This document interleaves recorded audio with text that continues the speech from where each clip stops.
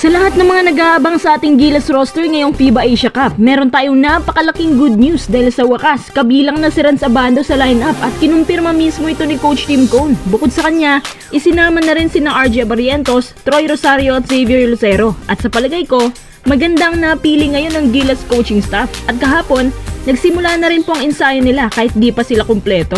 Tara, pag-usapan agad natin.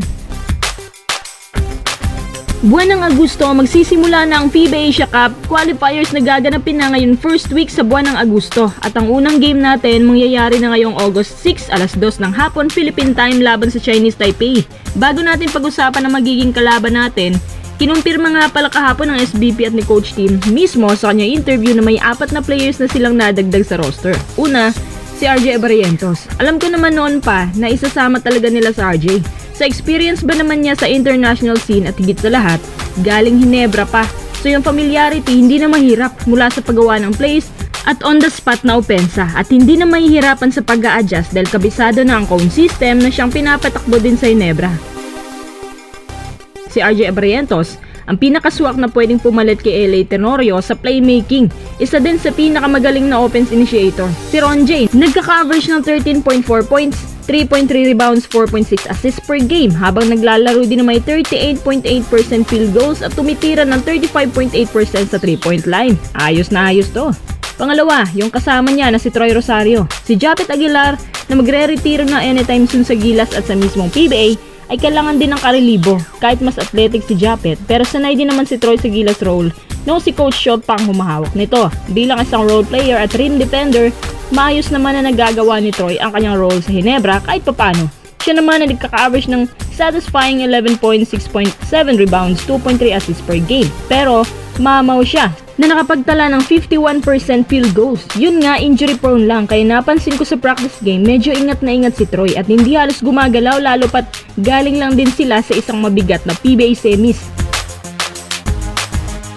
Pangatlo, si Xavier Lucero. Sa palagay ko, sa lahat ng mga bagong dinagdag, itong si Xavier Lucero ang pinaka-fit at tamang selection. Dahil si Lucero, bukod sa bata pa, tumitira ngayon ng 18 points per game. Kumbaga, siya ay nasa kanyang prime ngayon.